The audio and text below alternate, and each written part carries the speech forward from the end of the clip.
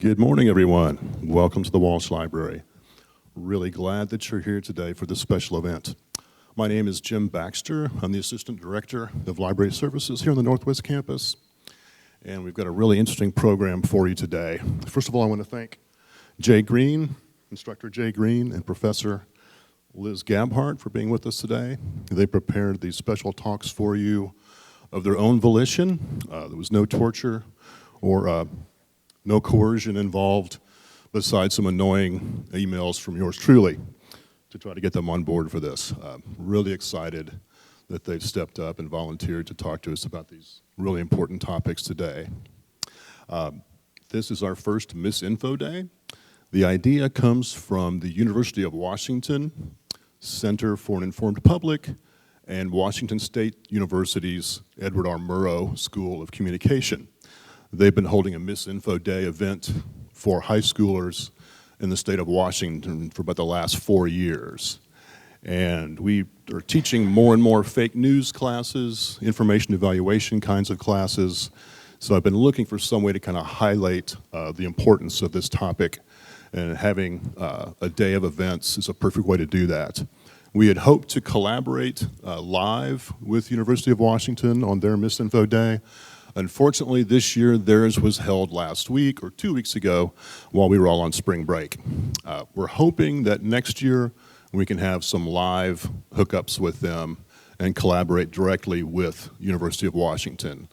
If we have interested professors, interested students, we hope this will become an annual event. As I'm sure you know, we have an information problem, and it's not going away anytime soon.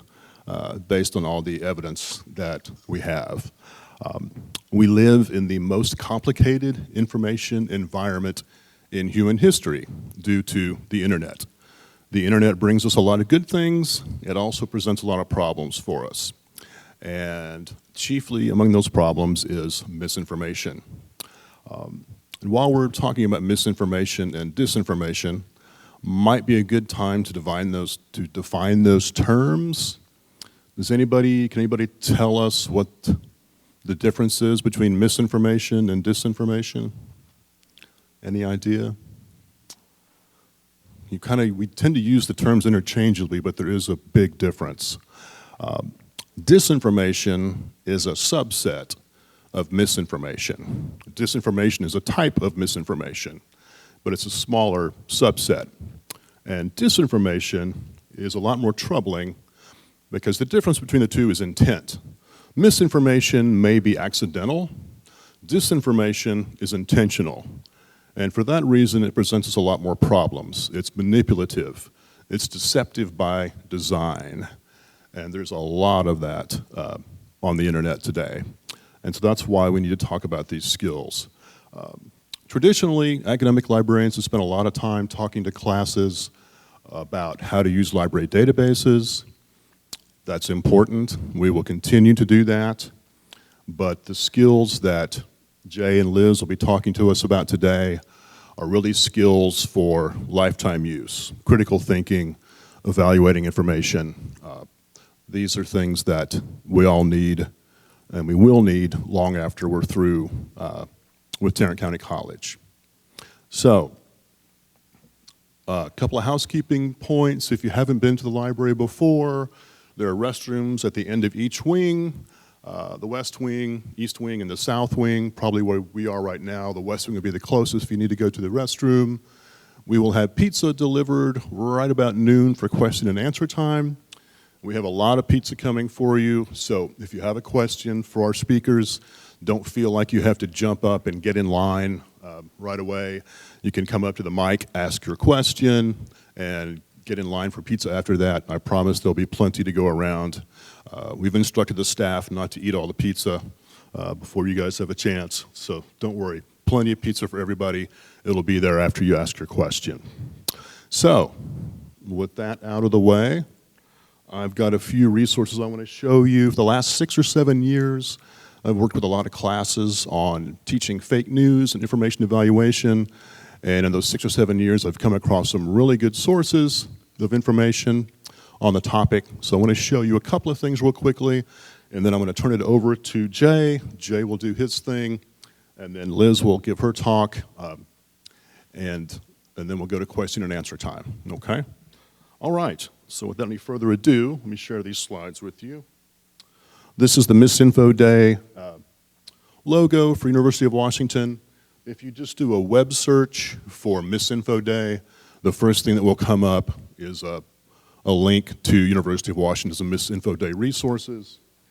And these are 5 of the 8 workshops that you can view online from this year's Misinfo Day. And you can see they're all on topics that we all come across. Why we fall for misinformation, how to tell if what you saw online was true, how journalists find the truth. A lot of people don't really understand how journalists work. It's important to realize how that process works. Misinformation during a global pandemic. Certainly the pandemic in 2020 gave us some really painful examples of what happens when we consume bad information. And how to debunk deceptive data. All of these are workshops online. Don't have to sign up, don't have to buy anything. Just click on the link and watch the video. Here's a screenshot of one of the other workshops. It's how to talk to friends and family who believe misinformation. We probably all have some family or friends who fit that description. So this 23-minute video could be really useful for you. The News Literacy Project is a great resource. You can find it at newslit.org. And the News Literacy Project was founded by a journalist for the Los Angeles Times named Alan C. Miller. He's a Pulitzer Prize-winning reporter. He was with LA Times for 21 years. Then he left in 2008 to found the News Literacy Project. This is a veritable cornucopia for educators. Lessons plans, workshops, quizzes, activities, all kinds of things that instructors can use in their classes on the subject of fake news and evaluating information. And this is important to put in here. I forgot to mention, we're recording for the district YouTube page. So when instructors watch this, when they stream this later on, I urge them to take a look at newslit.org for some of these really great resources. Checkology is the section on the website that has these resources for us. And the SIFT is a weekly newsletter that comes from the News Literacy Project and newslit.org. It's a weekly newsletter, get it every Monday. This is a screenshot of the newsletter that I got yesterday morning, and you probably can't see it, but at the bottom it says, "Fighting Falsehoods About Ukraine." The war in Ukraine has presented lots and lots of misinformation and disinformation. Videos that aren't what they purport to be, just bad information all the way around. It gives us a good example of misinformation and disinformation. You can sign up for that. It's free. It's a great resource. So University of Washington Misinfo Day website and newslit.org, 2 great resources to go that will help you evaluate online information. Okay, so that's it for me. I will shut mine down. And I will mention, too, the 2 topics that Jay and Liz will be talking about are directly related to misinformation and disinformation that we find on the web. Conspiracy theories, they've always been around, but they've spread like wildfire now that we have the web to help spread them. Critical race theory, all kinds of misinformation, disinformation on the web about critical race theory. So these are 2 really good topics to illustrate the importance of learning to evaluate online information. So without further ado, I'll turn it over to Jay.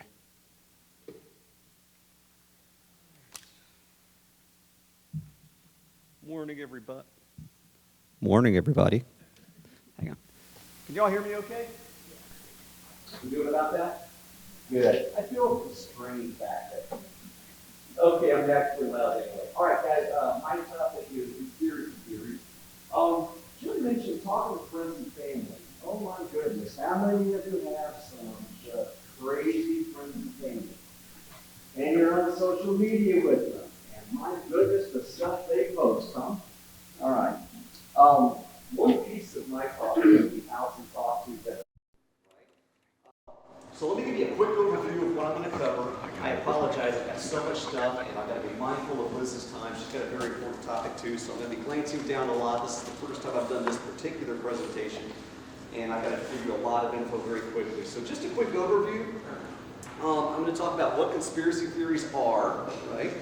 How they differ from mainstream scientific theories, what they get wrong, which in a word is everything, how to counter them, and how to talk to people who believe in them, okay? So, you know, it's been said that historians will one day look back on this time, the early 21st century, and they'll say it was the information age, right? That's the way it works in history. We tend to name things many, many years after the fact, right? During the Renaissance, nobody was walking around going, hey, you enjoying this Renaissance we're having? No, it was years and years later, right, that they named it that. Well, they might call it the misinformation age as well, because, you know, the great thing about the internet is that everything is on there. And the bad thing about the internet is everything is on there. The good, the bad, and definitely the ugly. So let me just jump in here. You know, like Jim said, conspiracy theories have been around forever. The internet has made it infinitely worse because bad information, misinformation, disinformation can spread much more quickly than ever before. We've all heard it said that lies travel 1,000,000 times faster than the truth.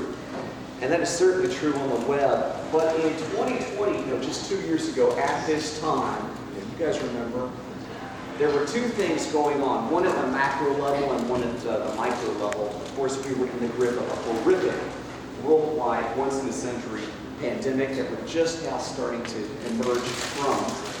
And that was very scary, right? The foundation for all conspiracy theories ultimately is fear. I'll get more into that in just a second. But then on May 25th, what happened? Right? George Floyd was murdered. And that had set in motion a new level of civil unrest that already had been going on, but it was just kerosene on that already burning fire, and it turned into a bonfire. And that one is still burning, right? Especially online. So, you know, Liz is going to cover the critical race theory aspect of that. You know, it became a whole new level of scrutiny there.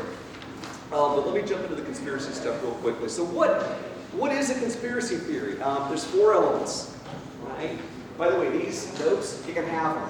Email me, jerry.green@tccd.edu. The version I'll send you will even have pictures. Mine does not, okay? But I'll give you the pretty version. And if you have any questions, I know we're going to run short on time at the end. Again, you can email me, you can come by my office, ask me anything, anytime. So, 4 elements to a conspiracy theory. First of all, there's an extraordinary claim, right? The world is flat. Y'all know that, right? The moon landing never really happened. The U.S. government is hiding alien bodies at Wright-Patterson Air Force Base. Vaccines will kill you, on and on and on it goes. So there's an out there outlandish claim, right? That's element 1. 2, there's some shadowy group, which is to say there's somebody you can't trust. You can't trust the government. You can't trust the media. You can't trust medical science. Science itself, right? Somebody is out to get you, right? And that's element 3. They have a hidden agenda. There's some sort of threat you're under and you don't even know it. They, whoever they are out to get you. But the 4th element is the most important. Lacking evidentiary support. The E word, evidence. It's everything, right? And these folks don't have it, nor do their theories. Carl Sagan, you've heard of him. Carl Sagan once said that extraordinary claims require extraordinary evidence. The moon landing never happened? You better show me something good.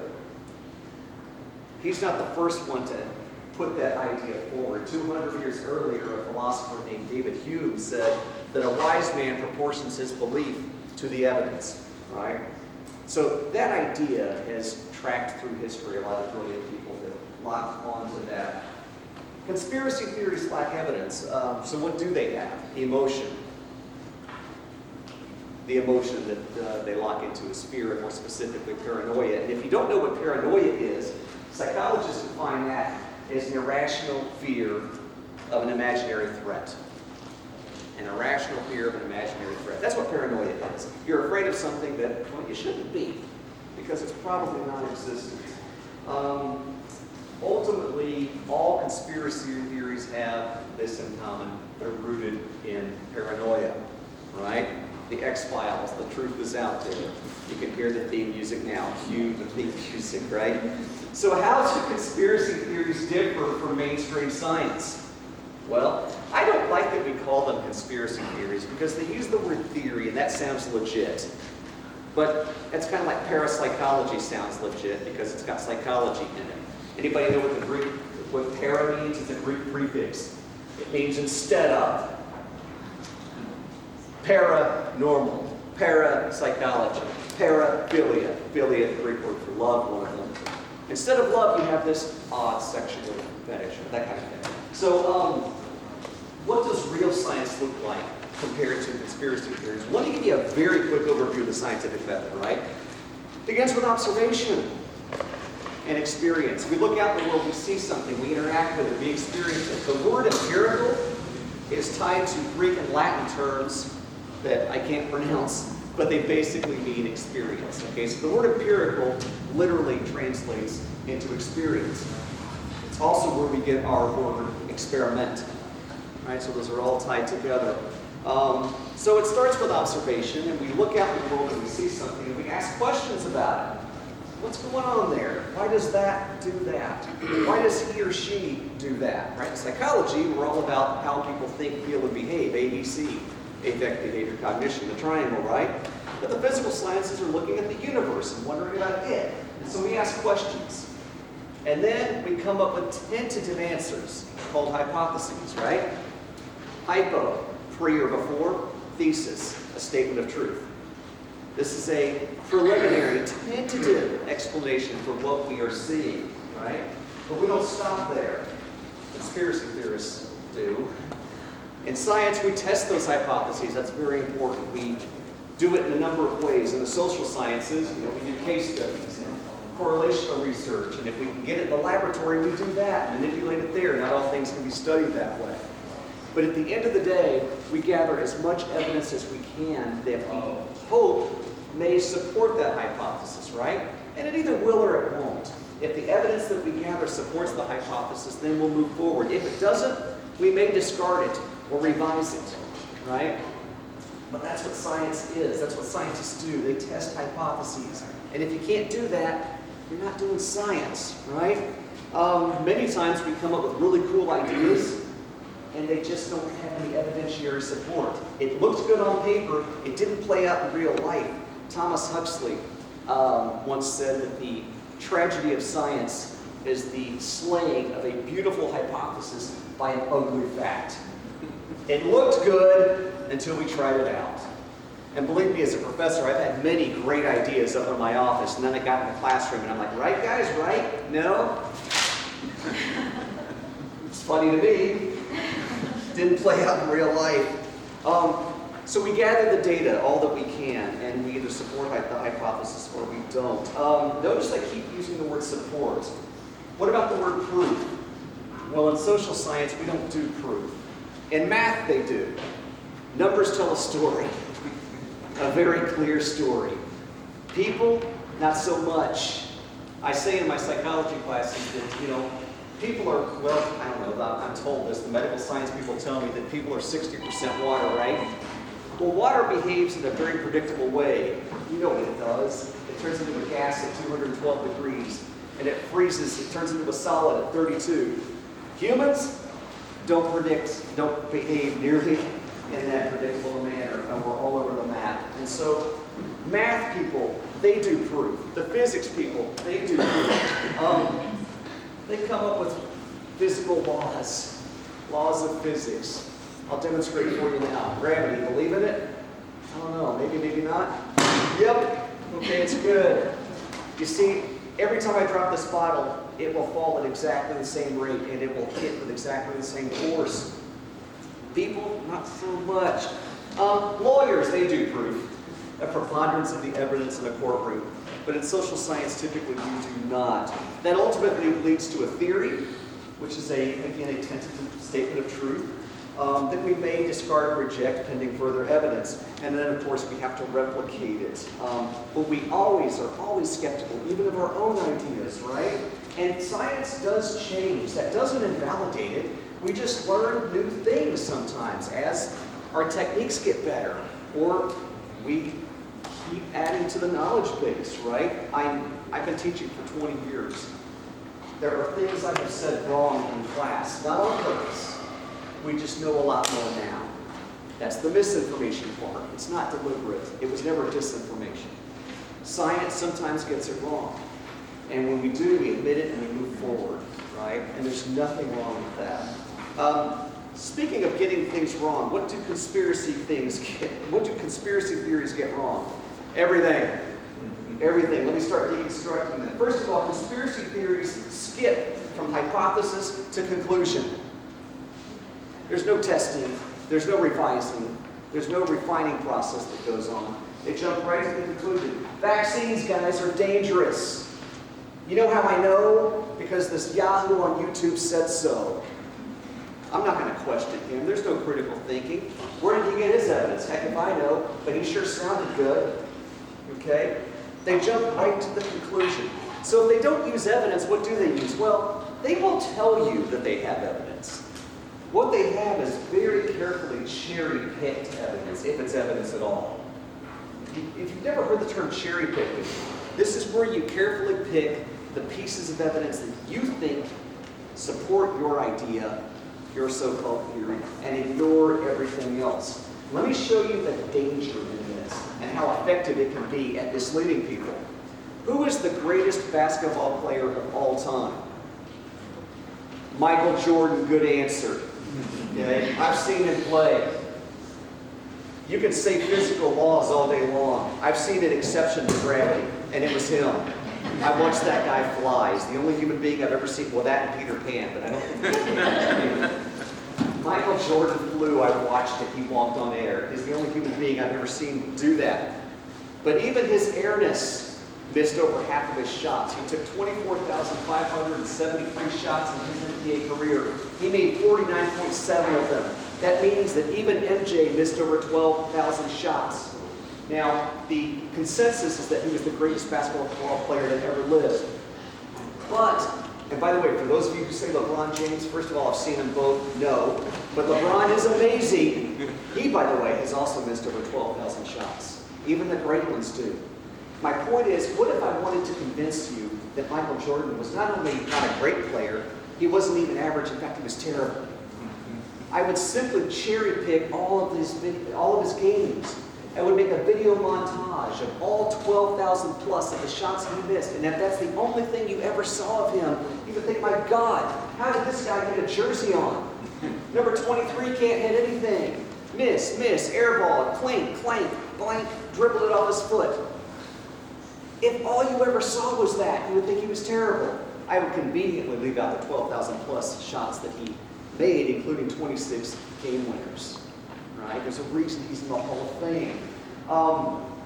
Many examples of conspiracy theories. One of the infamous ones is the 9/11 truth folks who, there's different variations of it, but the U.S. government either planned the 9/11 attacks or allowed them to happen, or they didn't even happen at all.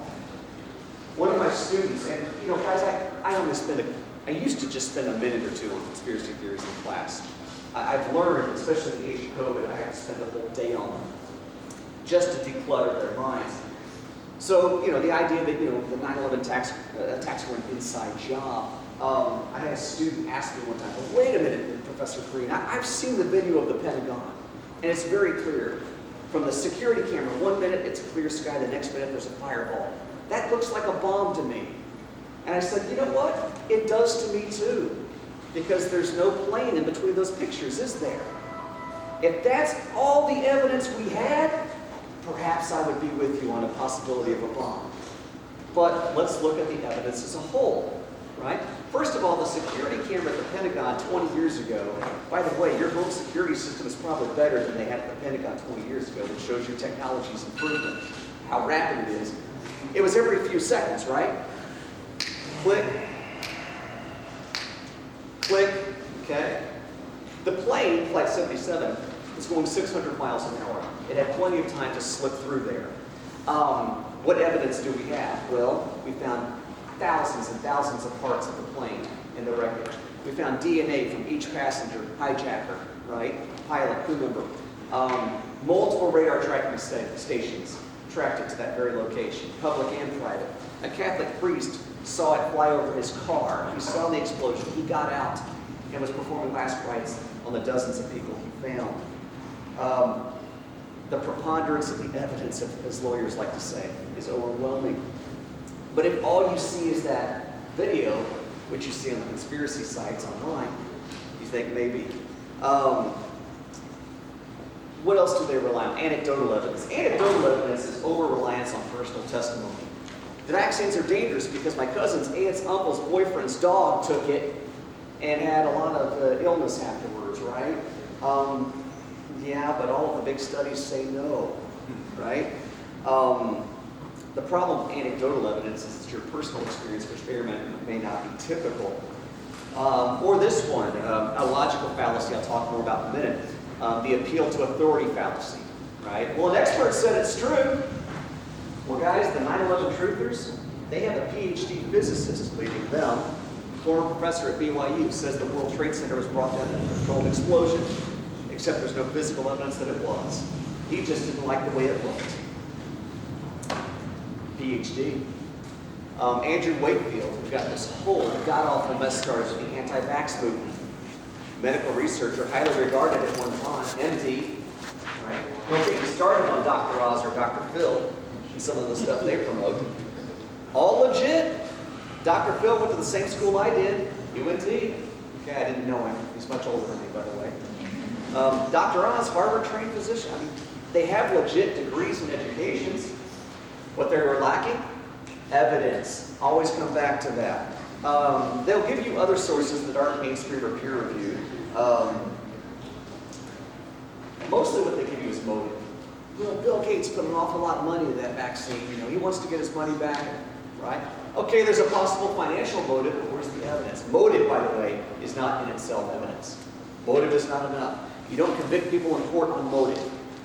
You have to have evidence. The other thing about conspiracy theories is they absolutely flat out refuse to consider contra evidence. You see, in science, we're always looking for something that might disprove or refute our hypothesis.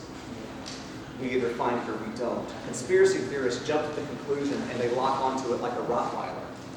In criminal investigative science, right? Criminal investigations, what do? They have a list of possible suspects and they start eliminating them, right? A conspiracy theorist would find one suspect, looks good, that's the guy, and we're going to lock onto him, right? Even though all of the evidence points the other direction. Talk to anybody in law enforcement or criminal investigation. They will tell you about a time in their careers when they had a suspect that looked really good. Everything pointed that way. Uh-oh, DNA comes back, not a match. And we start over again, right? The slaying of a beautiful hypothesis or suspect by an ugly fact. So, how do you talk to these folks? How do you deal with them? I know the first question you're thinking, why would you want to? It's important, guys. It is so important that we have civil discussions with people we often disagree with, right? You're not going to agree with everybody. You've got friends and family members probably all over the political spectrum, right? Liz and I have talked about this many times. I don't think we've ever voted for the same candidate. Yet we're on Facebook, we talk all the time, and I don't know, like, I love her. I hope she loves me back. We don't always agree, but we always have civil discussions. Of course it's more fun to agree, but sometimes you don't, right? But it doesn't ever have to be personal. The important thing to remember is that when you talk to conspiracy theorists, they're going to make it personal. Let me tell you how to handle that. Your friends, your family, and some yahoo that you can run into, friend of a friend, right? So when you talk to conspiracy people, ask them, describe the narrative for me. Tell me the story, connect the dots. Okay, the moon landing never happened? Walk me through that. Now, they generally can't do it. Conspiracy theories typically fall apart under their own weight. Do you realize how many people would have to be involved in faking the moon landing? All those folks at NASA, all the astronauts, and all of the world's governments, because let me tell you this, Russia sure thought it happened. Right before our guys got to the moon, Russia, in desperation, realizing they were about to lose the space race for good, fired a rocket with a little motorized vehicle on it at the moon, and it crashed and burned. I think Neil Armstrong stepped over it and gave it the middle finger on his way to planting the American flag. Now that's the history you won't hear about. That story's not true, but I wish it was. They sure think we did it. How many people would have to be involved in faking vaccines? I've talked to these folks, these anti-vax folks. They're on another planet, guys, psychologically at least. I've told them, so the CDC, Harvard, Johns Hopkins, and all of the world's governments are lying? Right? The mafia has a good rule on this. One can keep a secret, two can keep a secret if one of them's dead. Right? Have you ever tried to keep a secret among just 3 or 4 people? Good luck with that, right? So have them describe it. Ask them for their evidence, right? I had a student ask me one time, is there any conspiracy theory you believe in? And I said, yeah, anything with evidence, right? You're going to tell me you've seen Bigfoot? I need something.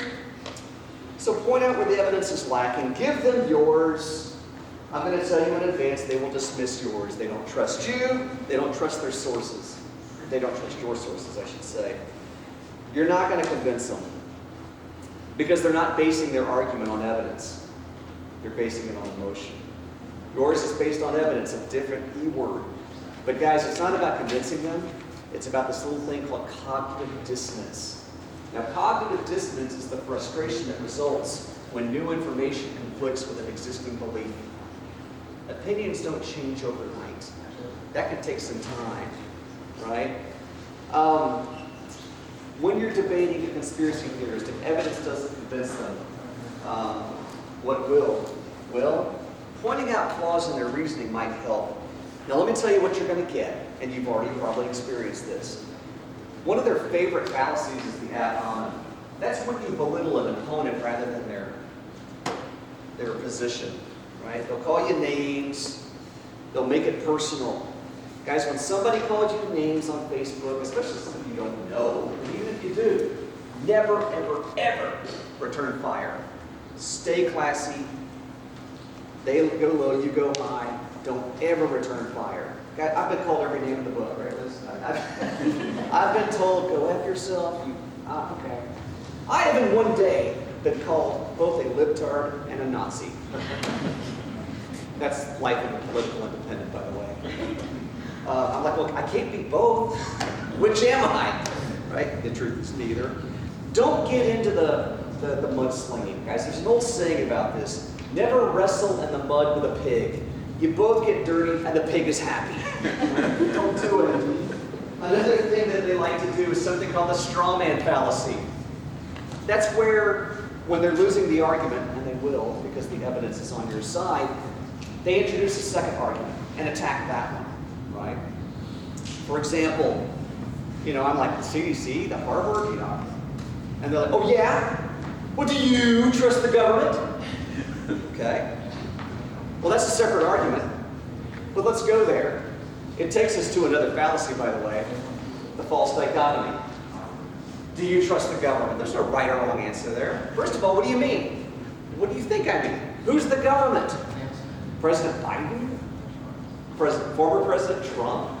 I work for Tarrant County. I'm the government, I guess. Trust me, right? Who are we talking about? Who's this government you're referring to? All of them? None of them? Everyone that's ever worked with me? What are you talking about? A false dichotomy is where you present something as having only 2 answers when there's more than one. When there's more than 2, right? When there's more than 2 answers. So don't get trapped in trying to answer a false dichotomy, right? They can't refute your evidence, so they try to trap you there. Or the red herring. Anti-vaxxers love this one. When you show them that all the studies show that the COVID vaccines are safe, you get this. Oh yeah? Well, you know what's in it? No, I don't. I didn't ask. I know that I haven't gotten COVID, I haven't gotten sick, I haven't died. Now, I know that. I don't know what's in it. I don't need to know. The right people know. Right. Well, it's got X and Y and Z. Great. Irrelevant. Red herring is where they try to distract you on a fine point. Don't fall for it, okay? Another thing they will do, and this is usually the Alamo, this is the last stand. Whoa, can you disprove it? Whatever their position is. Prove to me that the moon landed. Didn't you? Prove to me that there's no big. I had a kid in class one time, this was so funny. He said, can you prove there's no Bigfoot? Well, of course not. But guys, you can't prove a negative in that way. Okay? I can't prove there's no unicorns.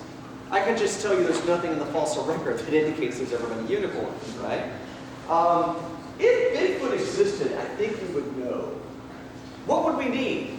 Pretty simple. You're going to tell me that there's a 9, 10 foot tall hominid walking around out there, right? Okay. Well, does it poop? It must poop because it has to eat. We've never found poop. Does it bleed? Does it shed? All mammals do, right? We've never found a drop of blood, a hair, a bone fragment. I guess it doesn't die. And if there's one, there's a species, right? In the Chicago Museum of Science and History, we have a TRex skeleton. They call her Sue. Head to toe, full skeleton. Extinct 60 million years. We don't have one single bone fragment from a so-called big. Yeah, I don't think so. And remember this, guys. The burden of proof is always on the one making the claim. Vaccines are dangerous? Great. Show me your evidence. Right? It's not up to me to prove your claim or disprove it. Right? Real quickly, and I'm going to make sure Liz gets plenty of time here. Lots of this stuff has been tied to COVID. One piece of misinformation, COVID-19 is no worse than the regular flu. I can't believe the garbage that's come out over the last couple of years. Guys, COVID, even with every restriction put into place, COVID has killed more people in 1 year than the Civil War did in 5. 3,000 people a day dying at its peak. That's more than 9/11, more than Pearl Harbor. The comeback from anti-vax people is, well, only 2% people died. Well, if that was worldwide, 150 million would have died, and that's double what died in World War II in 5 years versus 1 year of COVID, right? That's insanity to suggest that, well, only 2% die, that's okay. Well, what about the regular flu? Everybody gets the regular flu, okay? The death rate, it's not the total deaths, the number of deaths that matter, it's the death rate that does. That tells you that it's lethality. COVID-19 outbreaks are the result of 5G technology. Y'all see this one? Unbelievable. Well, it's only happening where there's 5G. You mean where people live? Yeah. COVID-19 was deliberately released by the Chinese to insert motive here, hurt Trump's chances of re-election, start World War III. Yeah, they released it on their own people to do that. Highly unlikely. The restrictive measures represented a violation of basic constitutional rights. No, they didn't. Not one court case went that direction. Or that requiring a vaccine verification is a violation of your rights. No, it's not. Guys, the government restricts you in all kinds of ways. None of your rights, not one of them is absolute. Second Amendment, do you have a right to bear arms? I think so. Try carrying a gun on an airplane and scream about your Second Amendment rights while you're being taken away in handcuffs. It will not work, and no, you will not win in court.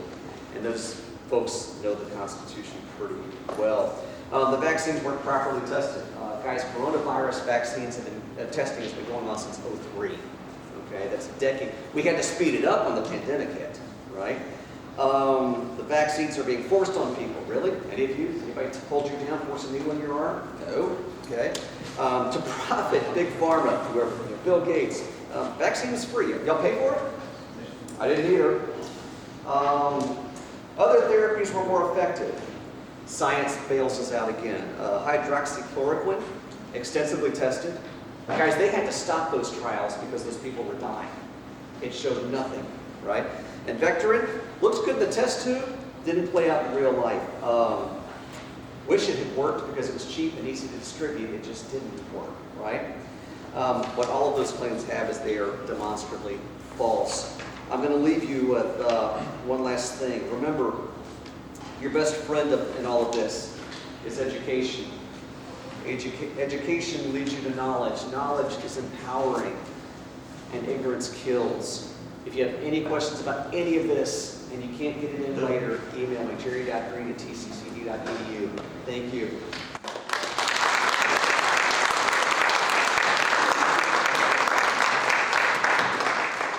Very, very interesting talk, Jay. Do take him up on that offer to talk to him about it some more. I mean, he knows tons on this subject. I know you love to have people stop by your office and visit with you. So ask your question before we're done today, but absolutely, if you want to talk to him some more, I highly recommend you do so. I forgot, before we get to Liz, I've got to mention one thing. I think we've got a sign-in sheet being passed around. Please be sure to get your name and student ID on that sheet. We need that for district statistical purposes. We won't do anything with your information besides put it in our database and share it with the district. That helps us to justify like the pizza expenditure, that kind of thing. Lets us know, how many people are coming to these events. That will help us out. I promise you won't get any phone calls about extending your car's warranty. You won't get any spam email. We won't do anything nefarious like that. We just need that information so that we can be better able to put on these kinds of events. So we'll turn it over to Professor Elizabeth Gabhart, Sociology Professor at Northwest. Let's hear it for Liz.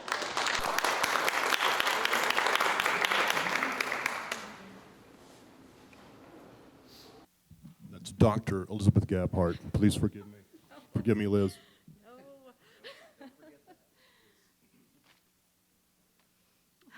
That was exactly what I didn't want to happen. Hi, y'all. I'm Liz Gabhart. I'll be talking to you today about critical race theory. Before I get started, I just want to point out that any students who are coming to this presentation from my class and you're wanting to get bonus points, I have a sheet there in the back on the very end of that table that says Elizabeth Gabhart's bonus points. So be sure to sign that so you can get your bonus points. Yeah. I'm with Jay. I don't like being tethered to a microphone, but I don't have confidence that I can speak loudly enough, so here I am. Okay. Where we're headed today is we're going to talk about the background. We're going to talk about why we're talking about CRT. I'm going to definitely tell y'all why this talk is not illegal. Important information. Don't contact your lawyers. Then we'll talk about what is CRT, what I think is right about CRT, my criticisms of CRT. By the way, critical race theory is hyphenated as, not hyphenated, but abbreviated as CRT, so that's what I'm referring to.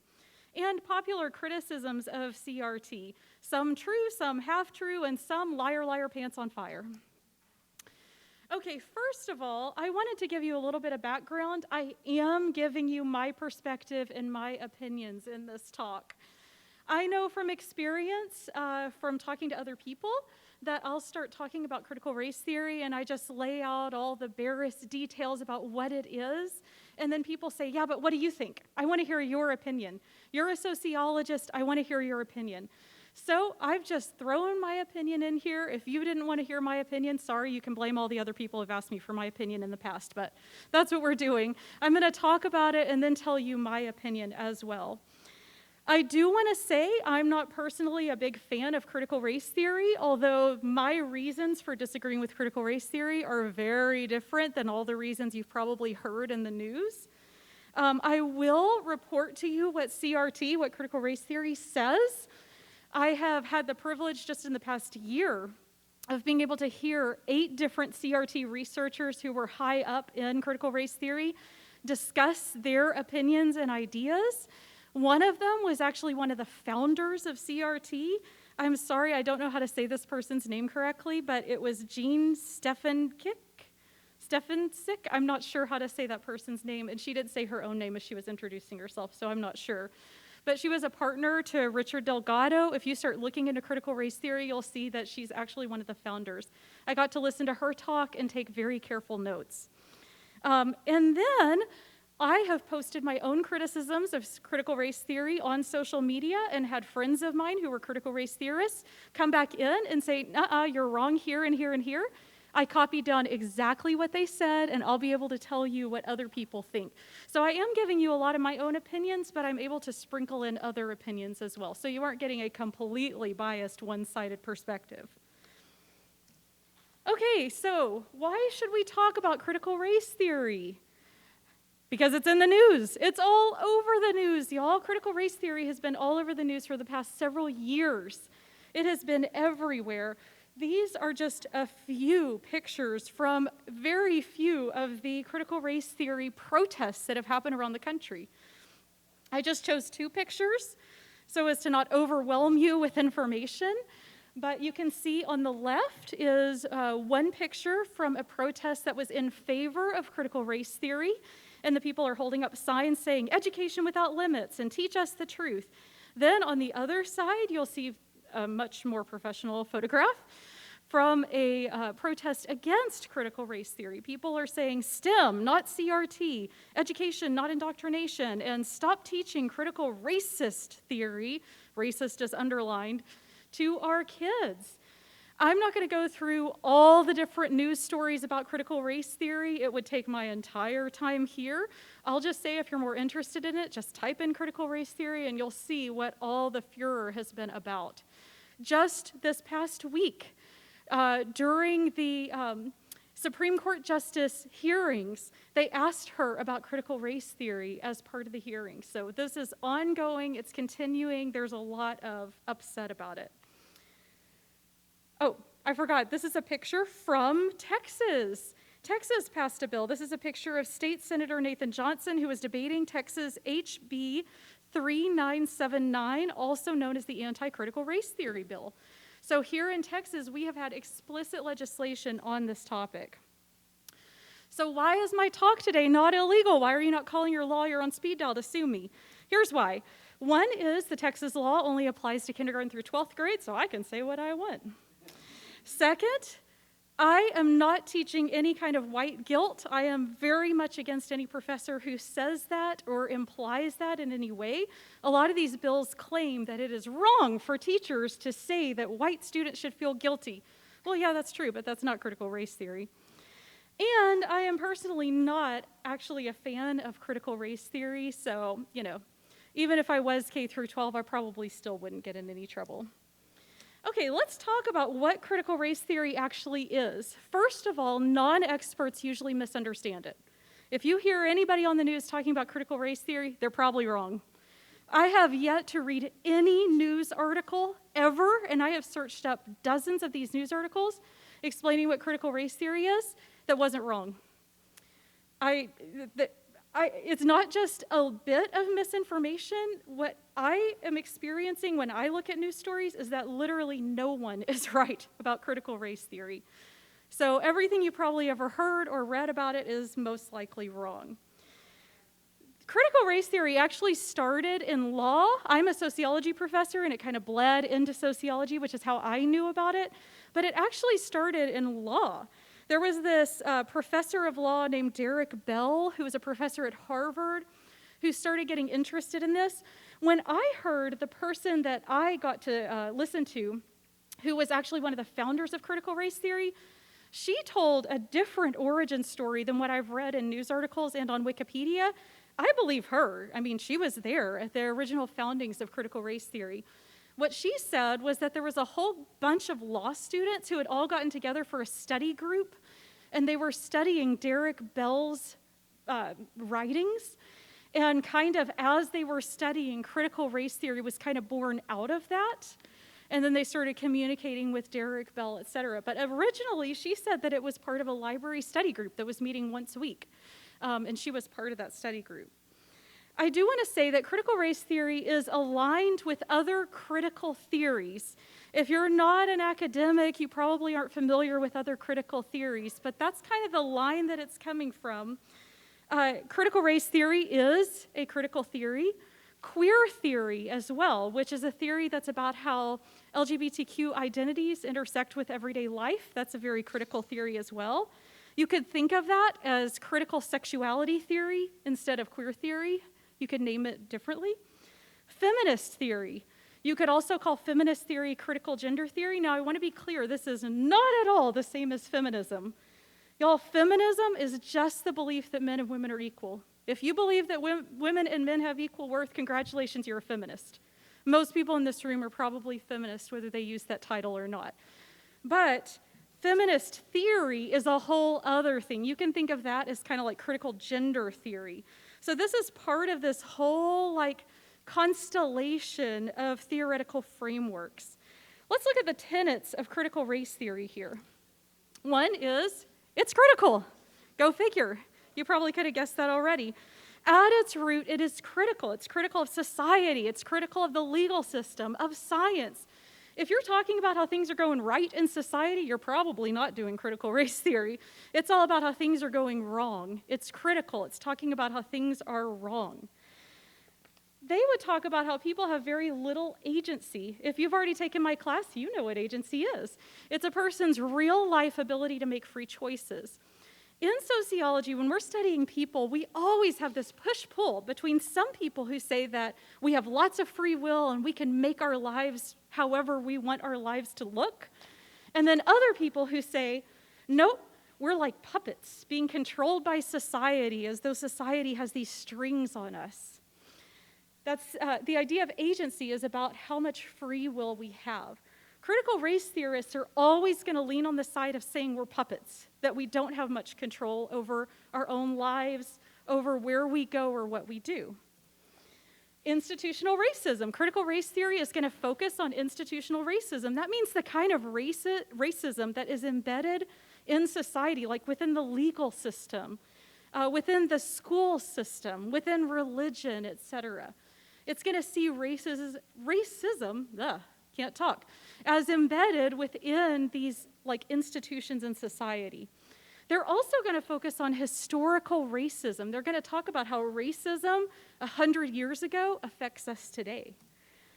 They're going to see the unseen. Specifically, they're going to see racism where other people might say there is no racism. They're going to see the unseen. Critical race theory is also anti-capitalist. They claim that our capitalist system is racist at its core, and it's almost impossible for us to be buying things from businesses or owning businesses or working for those businesses without feeding into a racist system. And finally, critical race theory is anti-science.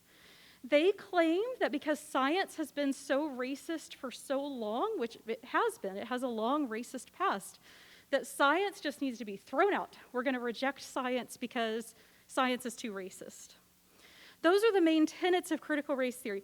Just hearing these tenets, I bet that you can already tell that pretty much no school in America is actually teaching critical race theory, are they?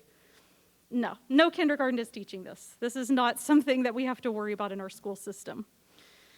Okay, so let's talk about what is actually right about critical race theory. I'm going to criticize it a bit, but let's start by talking about what is right.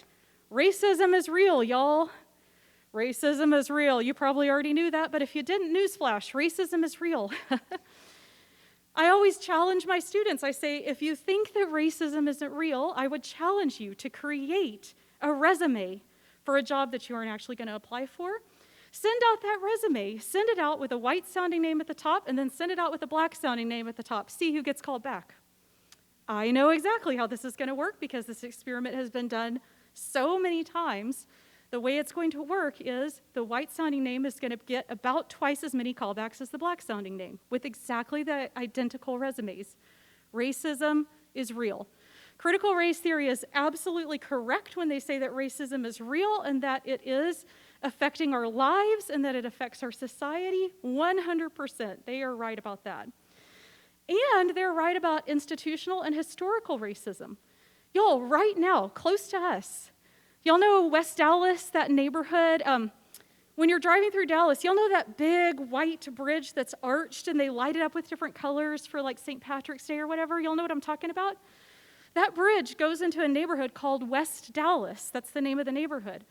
Y'all, West Dallas is heavily polluted with toxic poison with lead today because the Dallas City Council 100 years ago was racist. It's a long story. You can look it up if you're more interested in the lead pollution in West Dallas. But today, people are being poisoned by lead because of the racism of 100 years ago. Historical racism absolutely does affect us today. Critical race theory is 100% right about that, no doubt about it. Now let's get into some of my criticisms of critical race theory.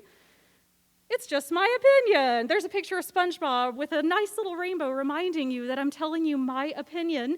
I'm actually going to have SpongeBob's picture on the bottom part of each slide when we're just talking about my opinion, just as a reminder that I'm giving you my opinion. Okay, one thing that bothers me about critical race theory is that it is not science-based. As Jay pointed out, science is our friend. We need it to reject conspiracy theories. Critical race theory points out that in the past, science has been racist, and it absolutely has. Did y'all hear about that one dude, that scientist who filled skulls with marbles trying to measure the volume of the skulls? And then he claimed that white skulls could fit more marbles than the skulls of everybody else. Turned out he was actually like mounding the marbles up on the white skulls and then dipping them down on everybody else. And also, who measures volume with marbles? What a dumb idea, right? But it was just some dude trying to be racist, right? There's a lot of history of science, of scientists trying to be racist. That is absolutely true. Critical race theory is right about that. But when they claim that now we have to reject all science, I'm like, no, science is what proved that guy wrong. Yeah, science corrects itself. Science proves those racists wrong.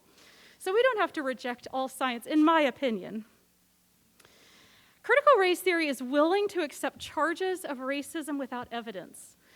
Sometimes in the past, critical race theory has been absolutely right. Y'all, in the 1970s, when Nixon started his war on drugs, y'all heard of the war on drugs? Maybe in the DARE program at your school, y'all? That's a whole other can of worms. But when Nixon started his war on drugs, people who were involved in critical race theory at that time said, y'all, this is racist. This is actually a racist war on drugs. This is about race. At the time, they had no proof at all. They were just saying, this seems kind of racist to me. Now we have proof. We know for sure from Nixon's inner circle that the war on drugs was started specifically to disrupt Black communities and hippie communities. We know that's true now. At the time, there was no evidence of that. It was just critical race theory people saying, I kind of feel like this is true. In that case, they turned out to be right. However, I'm like Jay, I want evidence. I say, show me your evidence before you claim that something is racist. Racism is a really harsh thing to accuse somebody of, right? So I'm going to need some evidence before I'm going to accept that something is or is not racist. So sometimes they're right. At other times, I have, when I have said I need evidence that this thing is racist to critical racist theorists, they always tell me, oh, you're part of the white male colonialist, capitalist, heterosexist cult of science. I've heard that more times than I can count. I personally want to see some evidence, though. That's how I feel. Another criticism that I have of critical race theory is that they only look through the lens of race. If you ask critical race theorists, they will say that they think about other factors as well. In fact, one of the most famous researchers who talked about this introduced the term intersectionality. Who in here has heard that term before? Intersectionality, a few people. Intersectionality, the concept is all about how your race interacts with your gender and how rich you are, your class, and your parents' education, and whether or not you have a disability, and all of these other factors all come together to make you you and to make your experiences your experiences. Kimberly Crenshaw is a critical race theorist, and she was the one who introduced this concept of intersectionality. So in theory, critical race theorists focus on a lot of other facts about you besides just your race. But in my experience, I've never actually seen them do that. They always say, race is the only thing that matters. Race, race, race, race, race. And I'm like, well, what about income? Almost everything you can name in life, everything about you, is partially determined by your race and partially determined by other factors. So for example, your likelihood of graduating high school is dependent on your race and also your income. Your likelihood of going to prison dependent on your race and also your income. likelihood of dying in infancy, race and income. Almost everything is more complicated than just race. So that's another criticism I personally have of critical race theorists. And finally, I believe that it's disrespectful to tell people that they have no agency. When critical race theorists say everything bad that's ever happened to you in your life is because of your race, I'm like, well, how about we ask people? Because I have asked people before and they said, nah, I was just lazy. Or, nah, I just forgot to go to the meeting, or whatever, right? And to me, I feel like if you tell me that you screwed up because you were just lazy, I believe you. I think you know your experience better than I do. I'm not inside your head and I'm not inside your life. Whereas critical race theorists would say, no, it's really about your race. Y'all, all through this, I've been forgetting to tell you what critical race theorists think, so bad on me. But let me tell you what my friend, who was a critical race theorist, said when I said that. I said, I believe people when they tell me about their experiences. He said, how do we know that the people we think of as lazy may not actually be malnourished, traumatized, or sick? So this critical race theorist, even if you tell him yourself, I screwed up here, I was lazy, I was wrong, whatever, he'll say, oh, no, it's really about your race. To me, that seems disrespectful of people's experiences. Okay, now we're getting off of my own opinion. Let's talk about popular criticisms of critical race theory. If your politicians talk about CRT or you read news articles about it or whatever, this is what people are going to talk about. First, they're going to say that it's anti-capitalist, and they are absolutely right. Critical race theory is anti-capitalist. In case you're not familiar with capitalism, it's our system in which we get stuff from businesses. That system, critical race theory, is very critical of capitalism. They think that we shouldn't be getting our stuff from businesses. We shouldn't be working for businesses, right? They absolutely are anti-capitalist. So if you're really capitalist, well, you go with your bad self, and also, you're probably not going to like critical race theory, right? Now let's talk about some criticisms that are half true. They're kind of true, kind of not, but they're kind of, you get it. One criticism is that it shouldn't be taught to school children. Y'all, I kind of agree that school children shouldn't be taught an anti-science perspective, but the thing is, nobody's actually teaching kids critical race theory. No one. Did anyone go to an elementary school where they were actually taught critical race theory as you understand it now? Anyone? Bueller? There's nobody, right? Yeah, it's not being taught. So our politicians are spending all this time passing all these anti-critical race theory bills, making sure our kids aren't taught it. Nobody's already being taught. What are they doing? They're just wasting their time here. Another criticism of critical race theory is that it is radical and it's trying to overthrow the system. In my experience, that depends a lot more on who's doing the talking. I have sat in a presentation with a critical race theorist who came this close to telling us all to grab our guns and weapons and march to the border so that we could free immigrants. She was radical. On the other hand, just 6 months ago, I sat through a presentation from a critical race theorist who had poetry expressing that he felt as though the system is set up the way that it is, and there's nothing we can do about it. And it was poetry basically about accepting the world as it is and learning to accept it. So it's really more about the person's personality. Some people are always going to be ready to fight. Some people are always going to be like, nah, I'm good. I'm going to go play Halo or whatever. I'll just accept the world as it is. In my experience, it depends a lot more on each person's personality than critical race theory itself is radical. Now let's talk about some of the liar, liar, pants on fire criticisms of critical race theory, because a lot of people out there in the news, politicians, are saying stuff about critical race theory that is just like, what? No, that's not where did you even get that? That's not even true. One criticism I read all the time is that it's Marxist. People from my class, what was Marx obsessed with? What did he think everything came down to? It's all about money. It's all about class. Yeah, communism. That's a good answer too, but it's all about money. Marx thought everything was about money. Literally, if a mother loved her child, he thought it was secretly about money. No joke. Marx thought everything is about money. Critical race theory thinks everything is about race. So in reality, if you get a Marxist and a critical race theorist in a room together, they're probably going to argue. That CRT is not Marxist. They're actually kind of opposite ideologies, where one says it's all about class and money, the other says it's all about race. Here's another criticism I've heard of critical race theory, y'all. The idea that any teaching about race is wrong. Y'all, why is Abraham Lincoln so famous? What are we going to tell kids if we don't talk about race? Abraham Lincoln is famous because he's on one of the dollar bills. That's what we're going to say? Like, come on. We have to teach about race. History doesn't make any sense at all if we can't talk about race. What are we going to tell kids that Hitler was doing with the Jewish people? Giving them candy? Like, what are we going to... You can't teach history without talking about race. This is ridiculous. What are we going to tell kids the Civil War was about? Well, I know what they're going to say. They're going to say it's states' rights. Okay, states' rights to what? Own slaves, yeah.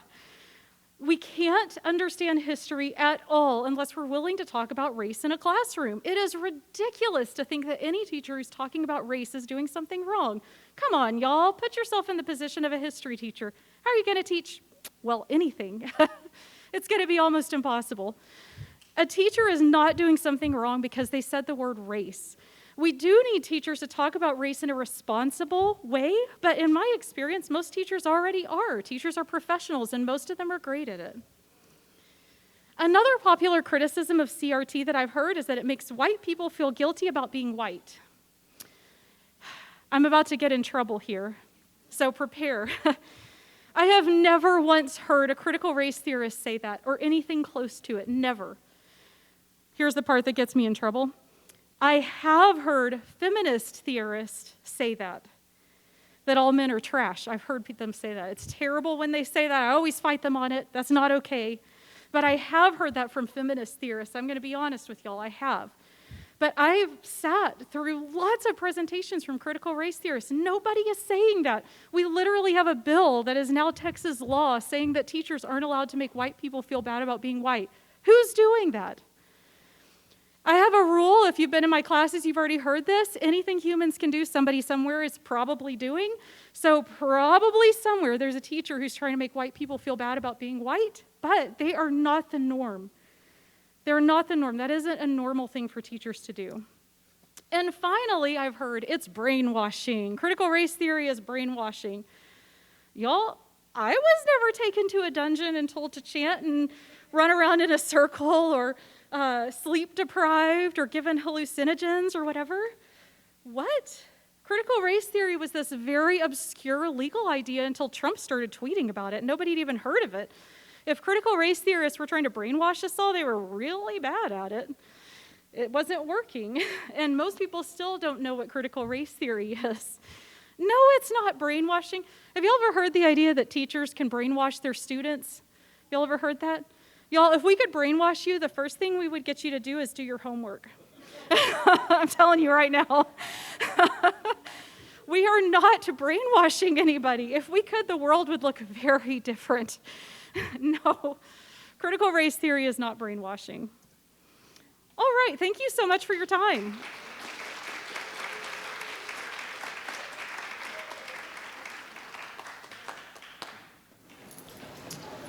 Thank you both. Fantastic presentations.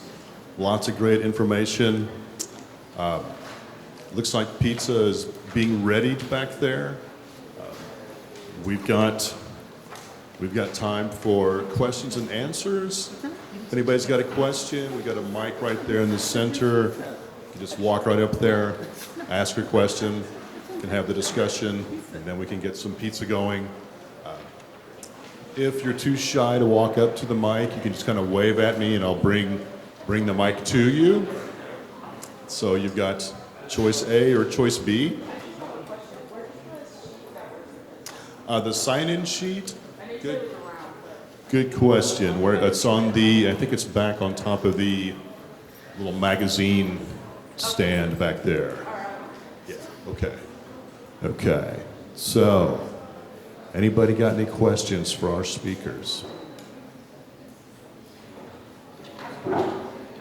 Great, come on down. Oh, Go ahead, Jody, go right ahead. I was just gonna ask, so like one reason as a young adult, right, like just trying to figure out like my own beliefs and my own like findings and stuff is I don't find any like neutral news sources. I was just wondering if y'all had any like of like tips for me or like any kind of websites or news sources I can go. I wrote down that one resource, that one newsletter for sure, but I was gonna ask about that. if you can leave your email with me, I will email you. I've got a background in journalism.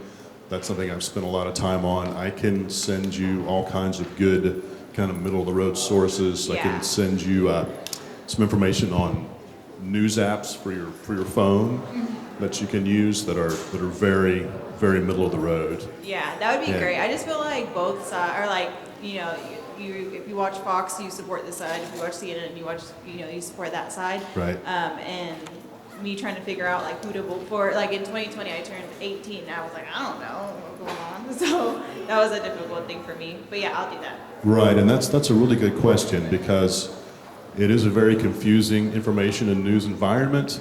But I would say that sometimes we spend a little too much time thinking about bias. There's some bias in all news coverage.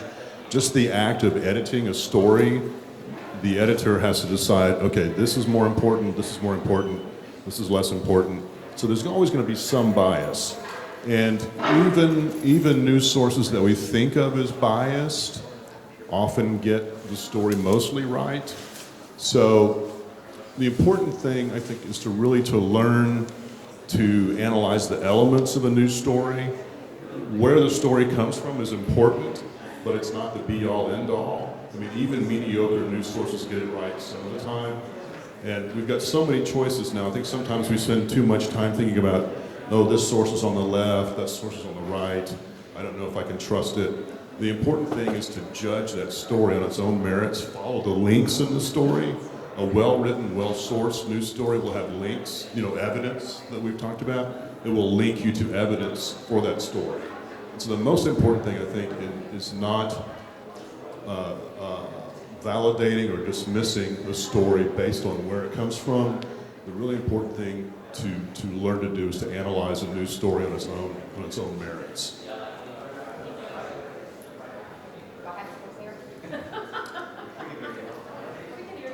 Okay. No, it's more of a statement, actually, but why? I don't consider myself a conspiracy theorist.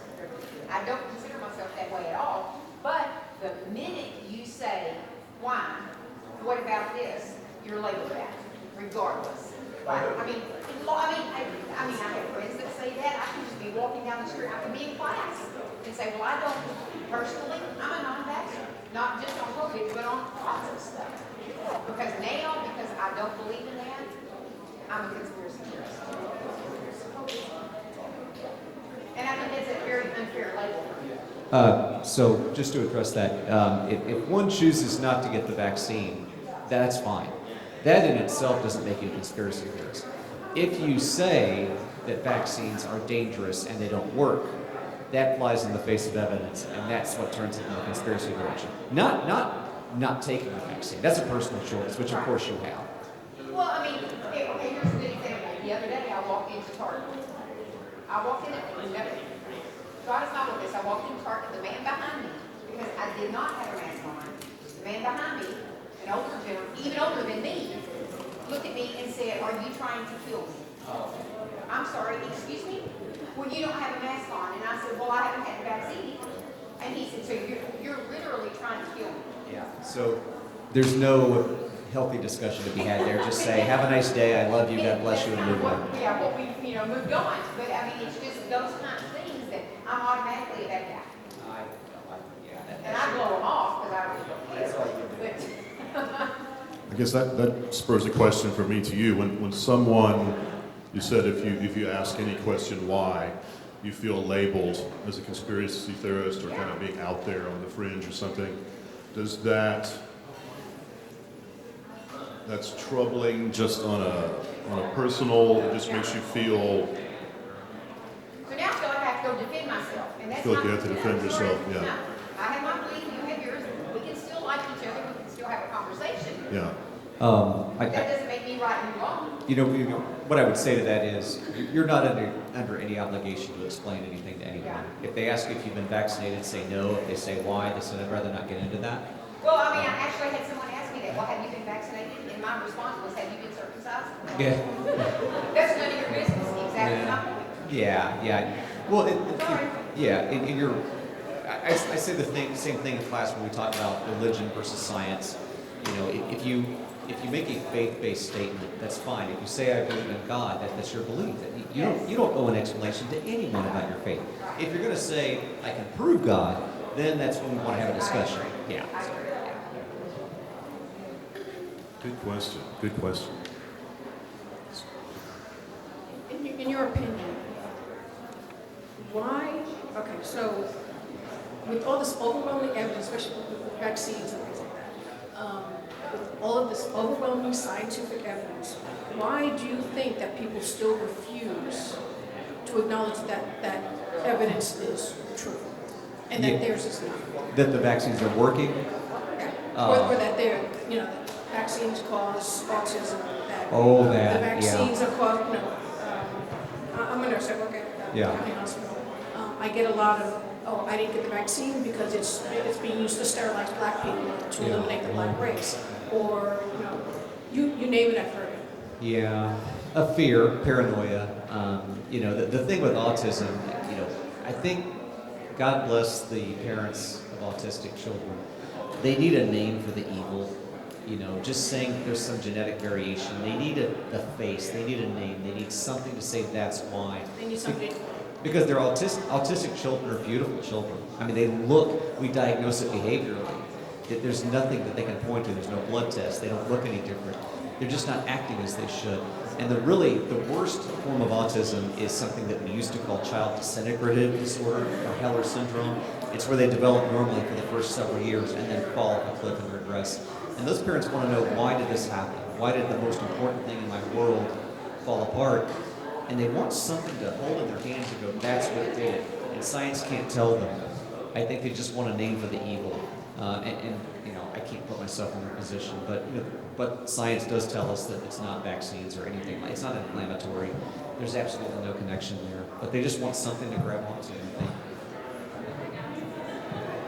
I was raised in a very unusual belief system that I later left that belief system. But I can tell you, when I was raised in it, I might say things that sounded extremely odd to other people.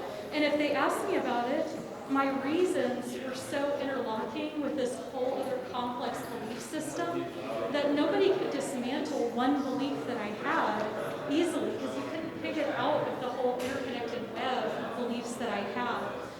So it took me leaving that faith before I started dismantling 1,000 other things. And even though I don't know for sure, I have no proof, this is just my own anecdotal evidence, my own anecdata, as they say. Even though I have no proof, I wonder if a lot of people feel that way. They have a whole interconnected web of belief systems. And a lot of those are conspiracy theories. I do know there's evidence that anyone who believes one conspiracy theory is a lot more likely to believe 10 or 20. So once you accept this interconnected web of beliefs, then other people can't come along and pick that one out and talk you out of that one, because you have, all these other beliefs that are connected.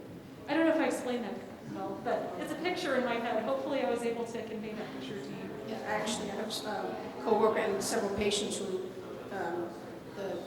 the theory for that vaccines are used to sterilize black people. I asked the patient, so where did you get this information? Oh, my pastor. Okay, well, where did he get it?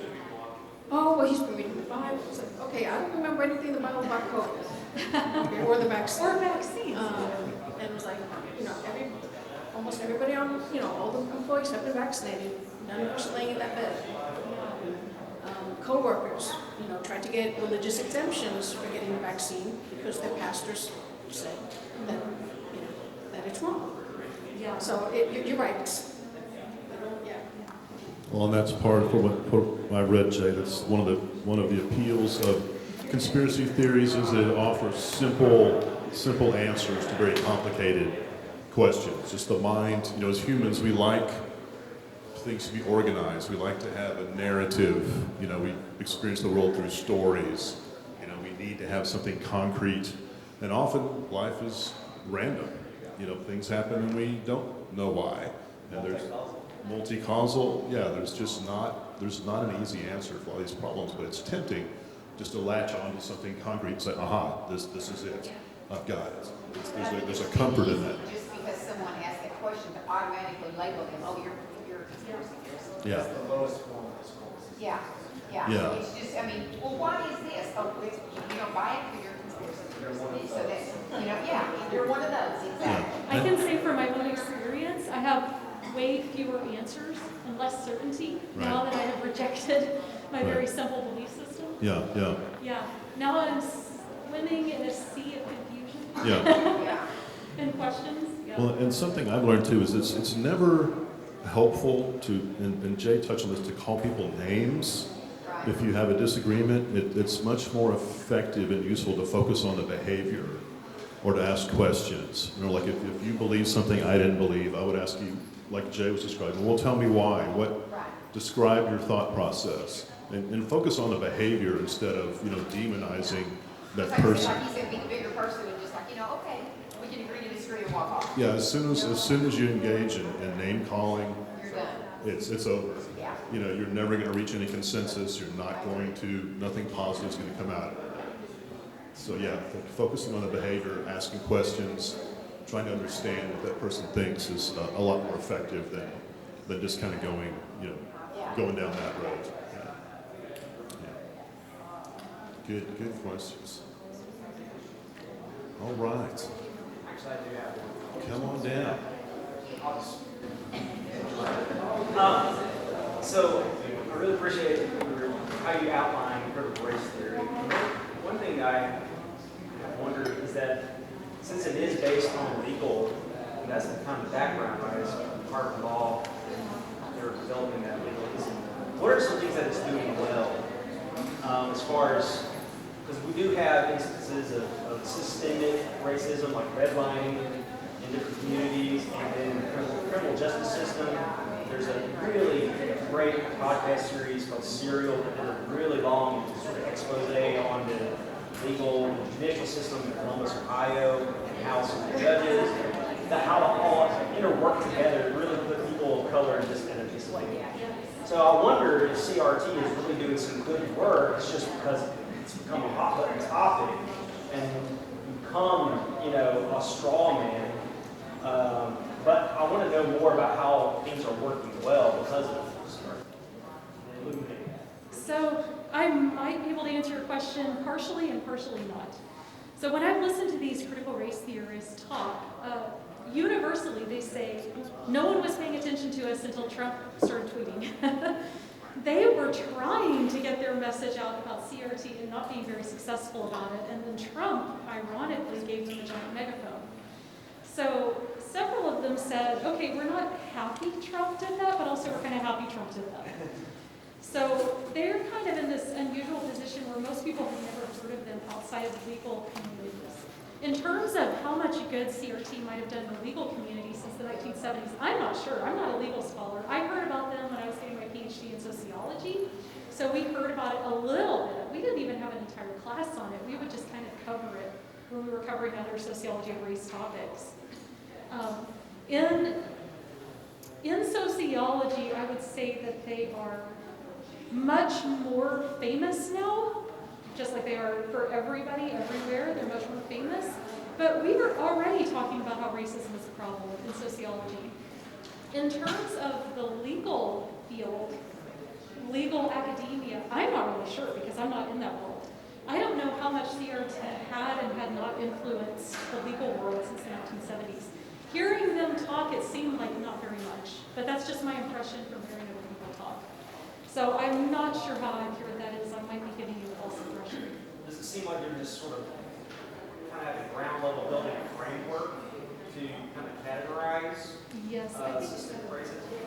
I mean, lots of legal scholars had already pointed out problems with racism before they'd ever heard about critical race theory. So how much is critical race theory actually involved in this fight against racism? For example, Did you know that the evidence that the death penalty is administered in a racist way, that evidence is stronger than the evidence that cigarettes are bad for you? If you believe cigarettes are bad for you, you should believe that the death penalty is administered in a racist way, right? That evidence didn't come from critical race theorists. It came from other legal scholars who were interested in race. So how much of an impact is CRT actually having? I'm not really sure. Really great question that I don't know the answer to. Good with questions, but I wanted to know, where do you think, and I think I asked you a question, I'm just going to talk about it. Where do you think that the fear and the oppression of rights comes from? It says, correct me if I'm wrong, she said, the majority of students to be needed for vaccine. Like, do you think it's because it's also, did they say, or The anti-vax thing has been around for a long time.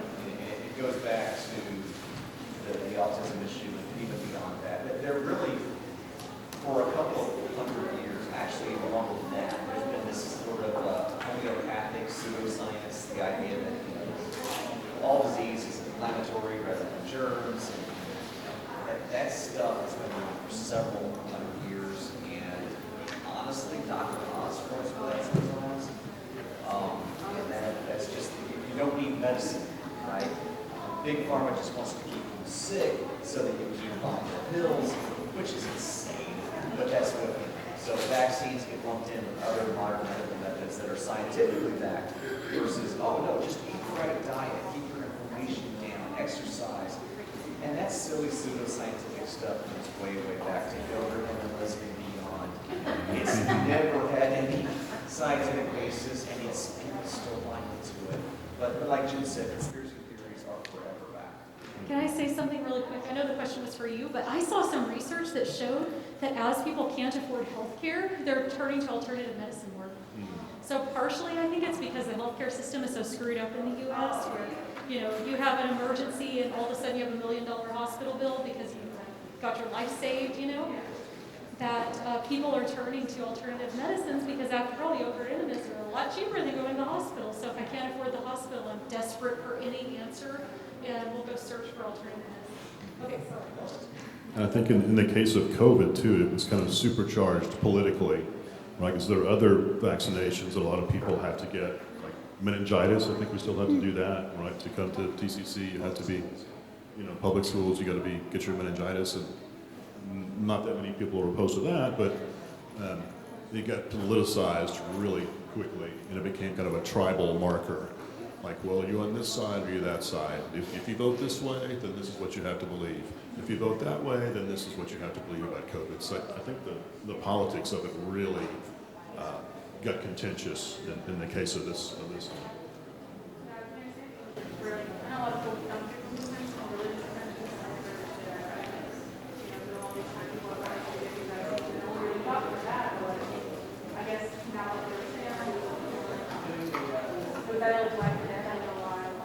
Yeah, COVID was really scary. I mean, you know, vaccines were developed as quickly as possible. It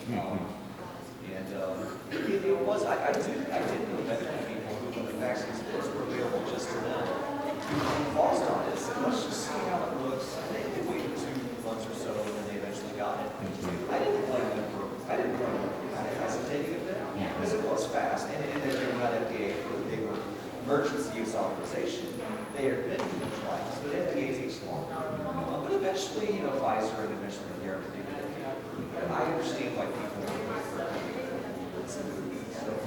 no, that's not conspiratorial. It was legit. It was quick. You know, but it was, you know, emergency. So. You have a critical race theory that even myself didn't even know what that was. Do you recommend there would be any aspects of it just to get people to know what it is? Not necessarily to decide or just get it done.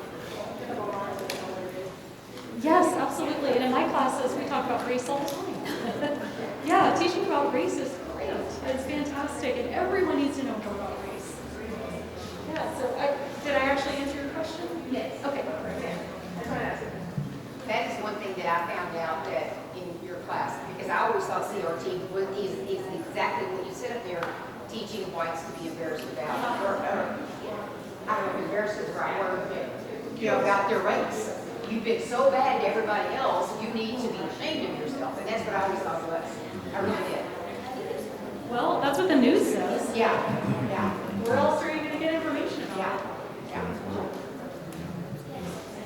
Thank you. Well, thank you guys. Very good. Got more questions. Come on down. Hi, how are you doing? Good. Hey. Hi, Professor Gafford. How you doing? Okay, I have a question for you. So, as a journalist, I was wondering how you gathered information because I am writing an article, a feature article for my yearbook about the Russian-Ukraine war. Okay. And I know Associated Press is a great resource, but do you Yes. have any other tips? Associated Press, yeah, one of the most trusted news agencies in the world. It's a great place to gather news. And so specifically, like you're just wanting information on what's happening in the war, or the like troop movements. Just what's happening, just like a brief overview. A brief It's a feature. overview. Okay. Associated Press is really good source. I'll say most of the mainstream sources. CNN is good. PBS is good news source. UPI is good. And I would tend more to print sources. Often when you watch TV news, you're getting kind of a condensed version of the news. So the more print resources you can turn to. The New York Times, it's the paper of the standard for good reason. They've got fantastic reporters that do fantastic work. So you'll get more information really from good print sources, I think, than most, unless you're watching like a long documentary, like an hour-long documentary of the war or something on, Frontline or PBS, something like that would be a really good source. But good, trustworthy print resources would be a good way to go to get good background information on the war in Ukraine. Absolutely. Thank you. Sure thing. I was just going to say my favorite American news source is NPR. My favorite European news source is BBC. And my favorite Middle Eastern news source is Al Jazeera. All of those are great sources. Of course, they all have their own biases. Al Jazeera is never going to say anything negative about Qatar, ever, because that's who funds them, right? So you got to know that all their Qatar coverage is completely bogus. But all their other coverage is free. Yeah, and usually you hear criticism of the press being too liberal, but I think the more valid criticism is it's too corporate. There's a great series, an annual that comes out every year called Censored from Sonoma State University. They print an annual book that talks about stories that are very lightly covered in mainstream media. Our cell phones, for one thing, some of the elements in our cell phones, if we really stop to think about where they come from and what it costs in the human toll for us all to carry a cell phone, we probably would feel really bad about carrying cell phones around with us. But AT&T doesn't want us to think about that, and they pay for a lot of the news that we consume. So try to go to less corporate, more independent sources, when you can, is a good way to go, because the corporate tilt in news is a very real thing that we have to be aware of. Thank you, and Thank you. thank you for your time. Okay, Jay and Liz, thank you. Fascinating presentations.